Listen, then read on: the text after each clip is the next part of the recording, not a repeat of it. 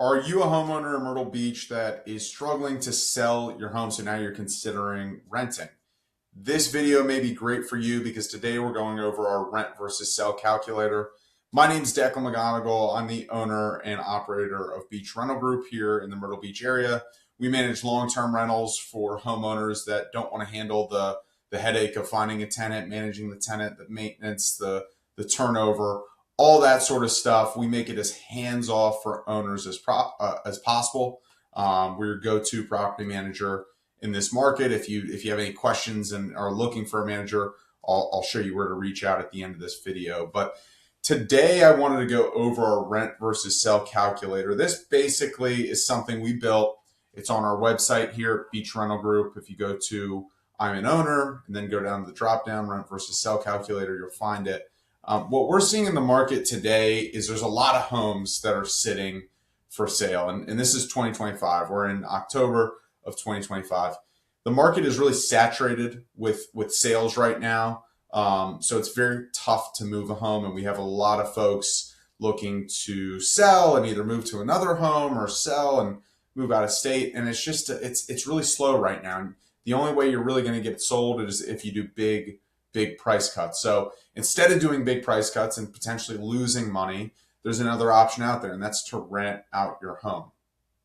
So today I kind of wanted to walk through an example of this calculator and just show you the difference in your wealth over time. So, basically we're just comparing if you decided to rent it out for a year, 2 years, 3 years, up to 10 years, you can even go beyond that. I think this calculator just goes to 10. But if you rent it out for a certain period of time, how would your wealth look in comparison to taking the money from a sale and putting that into something like the stock market, right? So in this example here, we kind of have something already populated. On this right-hand side, basically, you're going to input all the details of your property and your expenses. Right, so you obviously have a home value up top, the price you paid, original mortgage, your interest rate. Some of these things change over the years, but we've kind of, tacked in some inflation adjustments so that year over year, some of the expenses do increase. But basically, you just want to plug in these as best as you can, as close as you can get. Typically in our market, an appreciation rate, once you get down to this lower right-hand section, tends to be around 2 to 3%. That's pretty typical for the United States. I would say we're more of an appreciation market. We're a beach market, so we're probably a little bit higher, but just to be conservative, you can keep the 3%. And then this little bar here, years to hold, just kind of expands the graph, right? So if you want to look 11 years out, if you want to look all the way up to 20 years out, you can. As you go down, here's some of the advanced inputs. Again, some of these are already pre-inputted. So annual maintenance costs, we typically say that it's good to budget around 5%.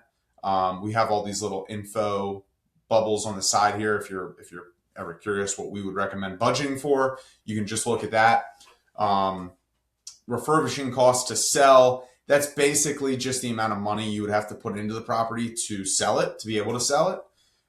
Mortgage term, property management fee, anywhere from 8 to 12%. We're usually around 10% as far as our management goes. Annual vacancy rate is good at 5%. Capital expenditures, you're good around 1 or 2%. I would say annual rent change, this is on the low end. 2% is on the low end. It does get higher than that. Realtor commission, 6%. That's obviously if you're closing or if you're selling. The closing cost, 3% is pretty typical. Income tax rate, around 22%. Again, this just kind of depends on the range you're in. Capital gains, 15%. That's pretty typical when you sell a home. And then the after-tax reinvestment rate, this is an important one if you're looking to move the money from the sale to another investment. If you're someone that is looking to just sell the property because you want to move it to another property that you buy, this calculator may not make a whole lot more sense. What this is really comparing is if I rent my property out, what's the sort of wealth generation I'm going to get versus if I move it to another investment vehicle, what would that get? And this 7% is what we typically tell folks to budget for. Or rather, if you put it in the stock market, around 7% return is what you're going to get. If you have another investment vehicle out there that you know is going to get you, like a 5% return in a treasury account, or, you've got a financial advisor that is going to tell you that you're going to get an 8% return doing this. Obviously, you can adjust that rate, but 7% is typically what you get if you move it to the stock market and put it in an S&P 500, for example. So once you've plugged in all those items, we'll just use this example here.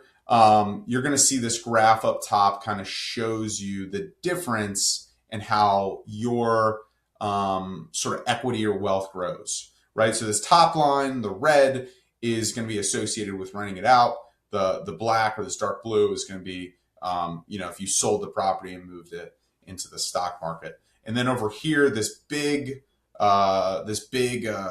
green box difference in wealth, that's just showing you the difference if you rented it minus, if you sold it, what's that difference in equity? What's that difference in wealth worth? So how do we get to this number, you're probably asking? A lot of the data is going to be down here in this year by year comparison, right? So we've got a few columns up the top. I'll walk you through them real quick. Obviously, we have the years. Rental income, that's just going to be how we got to this number is just taking the monthly rent here on the right-hand side, calculating it over a year, and then just taking out the cost of vacancy. I think we had a 5% vacancy rate. The mortgage, pretty self-explanatory. What's your annual mortgage? Other costs are going to be things like insurance. It's going to be things like taxes, maintenance, if you have an HOA, if you have any landscapers, that sort of stuff, that's going to go in other costs. And then here, this is an important column that I'm sure a lot of people are curious on. And I think this is a really important one. I'll come back to this one again in a second. But net cash flow is just what's your rental income minus what are your total expenses between the mortgage and all the other costs. That's going to be your net cash flow over the year. Then we have the house value. The house value, as you can see, grows. That's one of the biggest things of real estate is you're leveraging a house value that may be $450,000, but you might only have $100,000 invested into it. So you're leveraging a much bigger asset. That's why renting out your home, having an investment property, you get a really, really strong return. House equity here. Again, this is kind of just taking into account your mortgage payment. And as that grows, obviously you're paying down that mortgage. So your house equity is going to grow.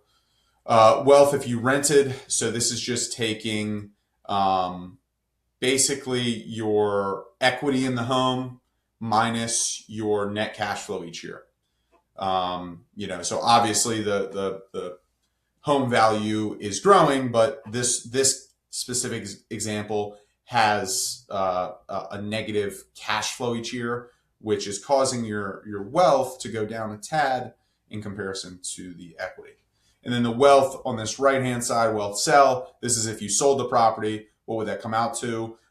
Keep in mind, it is significantly lower in year one, for example, because it's taking into account when you sell a property, obviously you have to pay your realtor expenses and you got to pay the closing costs. You got to pay taxes. That's going to really, really, really be a big check out of your pocket. And that's why there's such a drop off in the wealth once you sell it.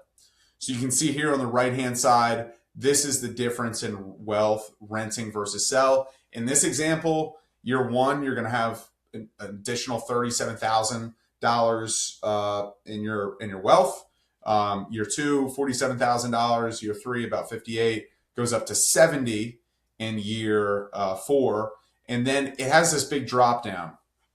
Why does it have a big drop down? Again, because it's assuming in year five that you're selling the property, which means that you're going to, you're going to incur the realtor cost and the closing cost. So, there's no way to avoid the selling costs once you decide to sell the property.